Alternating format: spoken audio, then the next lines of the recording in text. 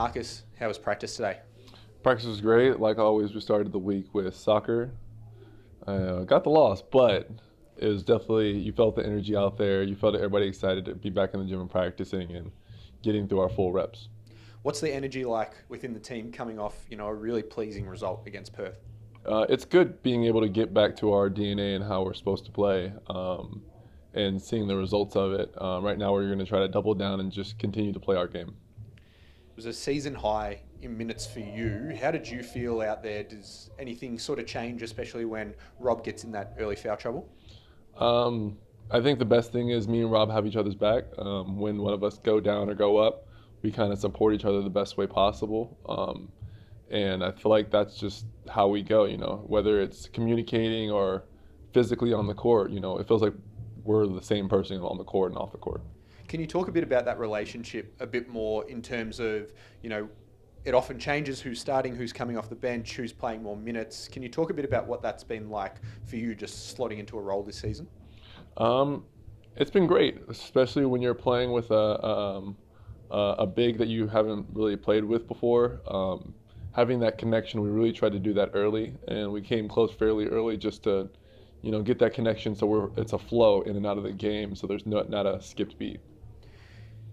Going up against Brisbane, what are the main things to watch coming up against a team that you've split 1-1 the two games so far? Yeah, Brisbane's a great team. They're very structured, organized, and I think one thing we're really focusing on is ourselves. We're really trying to get ourselves better, get ourselves playoff ready, and it starts with this game. They're a really great team, and it's not a game that's going to be very easy.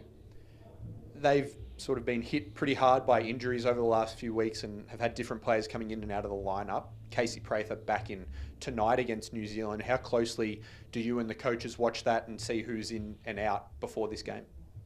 Like I said, we're really here to focus on our game and how we're getting prepared for each game and each week.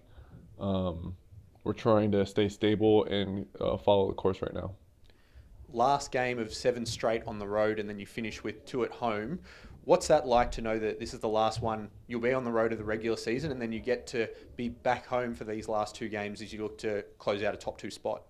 It's exciting for us. I know we've been gone for a long time, and it feels like we've been traveling for forever. So I think this time was actually good for us. We were able to get closer as a team. There was a lot of bonding, a lot of card games. So it was definitely helpful for us to go through this patch of away games. And back to Brisbane, depending on who's in the lineup, you probably see a lot of Josh Bannon, who's a big that can sort of stretch away from the rim. How do you focus when those matchups can be so different between someone like Harrison that's always around the hoop and Bannon who can take you away from the rim a bit more? Bannon's been playing a great basketball the past 2 years. Last year he really took off and took big strides, then went into summer league, and we all watched him do great things, and we're really excited for him.